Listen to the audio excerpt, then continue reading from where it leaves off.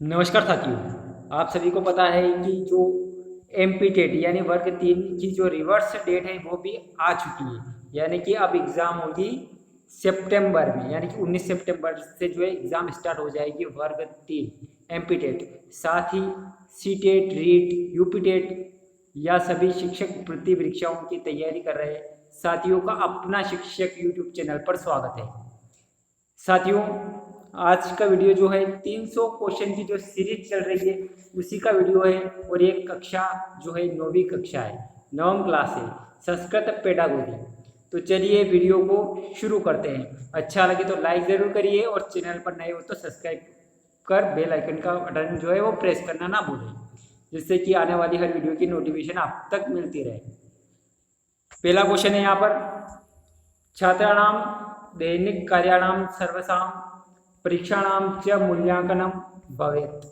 यानी कि इसका अर्थ होता है कि छात्रों के सभी दैनिक कार्यों का परीक्षण और मूल्यांकन होता है। एक बार समझिए, क्वेश्चन अगर एक बार समझ में आ जाता है तो उसका आंसर आसानी से दे सकते हैं। देखिए, छात्रों का जो है सब छात्रों के सभी सर्वसाधारण सभी दैनिक कार्यों का परीक्षण और मूल्यांकन होता है। अब यहाँ पर दैनिक यानी कि हर रोज की बात पूछ रहा है, ठीक है। तो यहाँ पर आंतरिक मूल्यांकन होगा, बाह्य मूल्यांकन होगा, सतत मूल्यांकन होगा या फिर परीक्षा लेनी होगी। तो यहाँ पर दैनिक जो बच्चे का मूल्यांकन कर सकते हैं वो सतत मूल्यांकन के द्वारा कर सकते हैं। आई होप आया होगा समझ में। अगला क्वेश्चन देखिए, संस्कृते मौखिक परीक्षाया कस्य कौशलस्य मूल्यांकनम कर्तुं न शक्यते।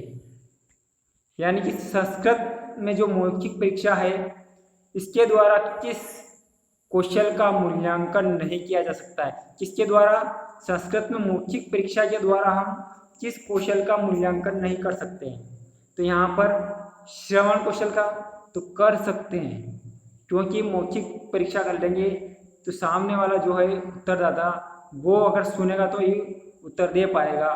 तो यहाँ पर श्रवण इस कौशल का जो है उपयोग होता है, इसमें इसका भी विकास होता है। पठनस्य इसका भी होगा, साथ ही भाषणस्य इसमें ऑलरेडी मौखिक परीक्षा है तो भाषण का तो होगा ही। और लेखन का जो है इसका कोई भी इसमें रोल नहीं है, इस लेखन से कौशल का मूल्यांकन नहीं किया जा सकता है। बाकी तीनों का जो है मूल्यांकन किया जा सकता है मौखिक के द्वारा। चलिए अगला क्वेश्चन है, संस्कृत अध्यापनाय भंडारकर मतानुसारम का पद्धति उपकारिका अभवत। यानी कि यहाँ पर नाम आ रहा है भंडारकर, है ना, रामकृष्ण गोपाल भंडारकर। तो यहाँ पर इसका जो क्वेश्चन पिछले वीडियो में आ चुका है। पिछले जो भी ये 9वीं क्लास है 8 वीडियो, और आप प्ले लिस्ट में जाइए, वहाँ पर प्ले लिस्ट का नाम है संस्कृत पेडागोजी 300 आईएमपी प्रश्न, उसमें सारे वीडियो हैं संस्कृत पेडागोजी के। आप इससे पहले की वीडियो वहाँ जाकर देख सकते हैं। तो यहाँ पर भंडारकर विधि का जब भी नाम आए तो यहाँ पर व्याकरण अनुवाद पद्धति ही लगाना है। इसका पूरा डेफिनेशन पिछले वीडियो में आप देख सकते हैं। अगला देखिए, कस्या पद्धतो शिक्षणम सर्वम मौखिकम आसीत। यानी कि किस पद्धति में सभी प्रकार का शिक्षण जो है मौखिक द्वारा ही होता है।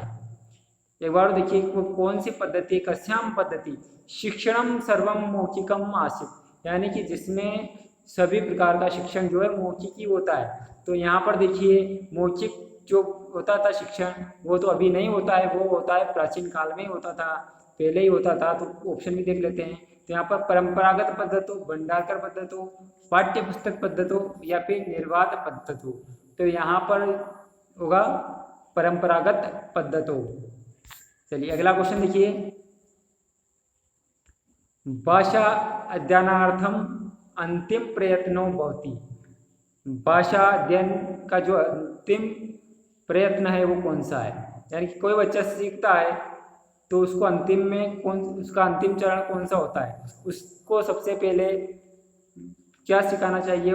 वैसे पूरा सीरियल से चलता है LSRW, आप सभी को पता होगा। तो उसमें जो अंतिम जो पहला होता है वो लिस्टिंग यानी कि श्रवणम होता है, सुनने से संबंधित। उसके बाद जो दूसरा होता है इसमें स्पीक, है ना, यानी कि भाषणम। LSR यानी कि रीड वाचनम, और चौथा अंतिम होगा लेखनम, यानी कि अंतिम कौशल होगा इसमें लेखनम। अगला देखिए संस्कृतम अस्ति। अब संस्कृत क्या है ना, संस्कृत है, तो संस्कृत क्या है, इसका पूरा जो है याद रखना है। संस्कृत एक संश्लेषणात्मक भाषा है। क्या है? संश्लेषणात्मक भाषा है। अगला देखिए श्याम का फलम कस्य अधिकोधिक उपयोग निमित्तम परामर्श कस्मिन् सिद्धांते अस्ति। यानी श्याम का फलम आप सभी जानते हैं, श्यामपट यानी बोर्ड, यानी कि आपका व्हाइट बोर्ड हो सकता है, ब्लैक बोर्ड हो सकता है, किसी प्रकार का बोर्ड, उसको अधिक से अधिक उपयोगी है ना बना सकते हैं। तो किस में बनाए, किस सिद्धांत में? अभ्यास सिद्धांत, सक्रियता सिद्धांत, मौखिक कार्यस्य सिद्धांत और रुचि सिद्धांत। आपके हिसाब से इसमें सही आंसर कौन सा होगा? रीट में 2018 में पूछा गया है क्वेश्चन, तो इसका जो सही आंसर होगा रुचि सिद्धांत, क्योंकि श्यामपट्ट के द्वारा बच्चे को आकर्षित किया जा सकता है, उसमें रुचि जागृत की जा सकती है। रुचि सिद्धांत के अनुसार श्यामपट्ट जो है एक दृश्य जो है साधन है, उसके द्वारा शिक्षक किसी भी टॉपिक को, किसी भी प्रकरण को आकर्षक तरीके से समझाकर बच्चों में रुचि पैदा कर सकता है।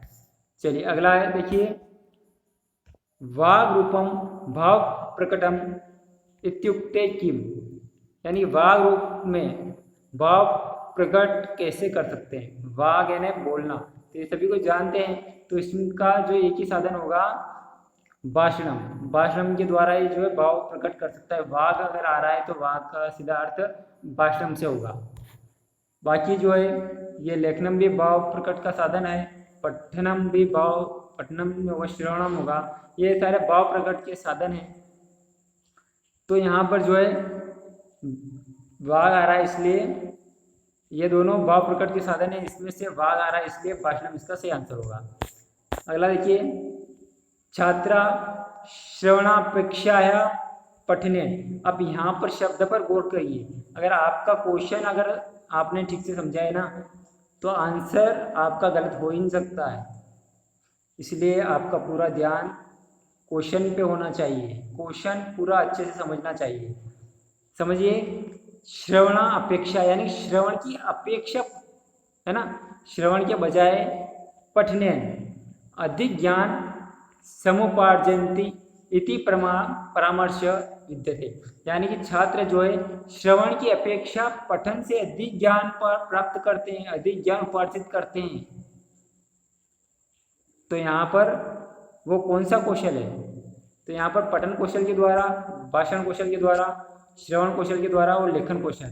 तो यहाँ पर ऑलरेडी क्वेश्चन ही बता रहा है ना, पठन के द्वारा अधिक ज्ञान प्राप्त करता है, तो यहाँ पर पठन कौशल ही होगा। अगला देखिए आकाशवाणी इति किम प्रकारम साधनम अस्ति। आकाशवाणी जो है किस प्रकार का साधन है? तो यहाँ पर ये दृश्य साधन है, श्रव्य साधन है। कमेंट सेक्शन में जवाब दीजिएगा, श्रव्य और दृश्य दोनों है या फिर क्रिया साधन है। तो यहाँ पर देखिए क्या आपने सुना होगा कि रेडियो पर सुना होगा कि हम आकाशवाणी से बोल रहे हैं, तो रेडियो जो है केवल श्रव्य होता है ना, तो इसमें आएगा आकाशवाणी श्रव्य साधनम। ये भी रीट 2018 में पूछा गया क्वेश्चन। अगला देखिए पाठ्य पुस्तक निर्माणे आंतरिक पक्षस्य सिद्धांत भवति।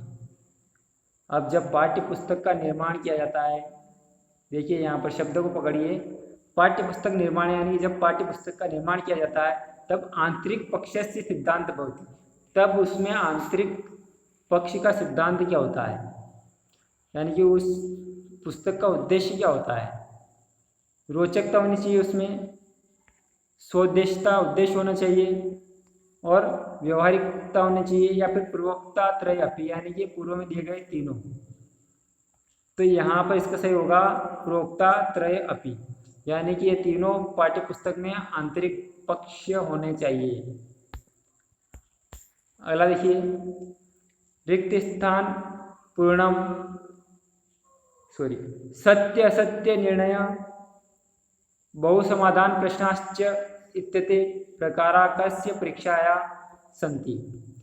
यानी कि क्वेश्चन का अर्थ ये हो रहा है कि रिक्त स्थान पूर्ति है, सत्य असत्य का निर्णय लेने यानी कि अपने ट्रू फॉल्स होते हैं वो, बहु समाधान प्रश्न यानी बहु विकल्प प्रश्न, इन सभी प्रकार के प्रश्नों से किस प्रकार की परीक्षा ली जा सकती है।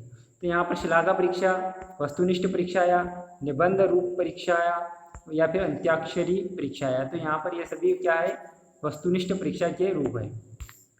अगला देखिए, शिक्षा क्षेत्रे उपचार इति शब्दस्य को अर्थ, यानी शिक्षा क्षेत्र में उपचार जो शब्द है उसका अर्थ क्या है।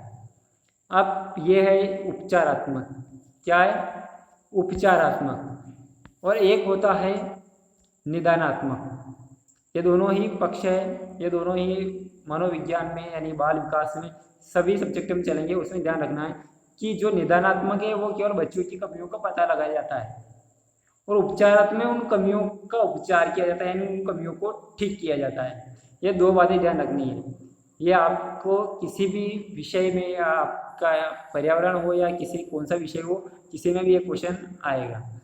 तो उसमें जो है उपचार शब्द का अर्थ होता है अधिगम, अधिगम तो करना नहीं है इसमें, इसका अर्थ होगा नहीं, अवबोध भी नहीं होगा। सर्वविध दोषाणाम निराकरणम, यानी कि सभी प्रकार के दोषों का निवारण करना, उसी का अर्थ होता है उपचार का। धन्यवाद साथियों, मिलते हैं जो अगली 10वीं क्लास आने वाली उसी में मिलते हैं। तब तक बने रहिए अपना शिक्षक यूट्यूब चैनल के साथ। अच्छा लगे तो लाइक ज़रूर करें।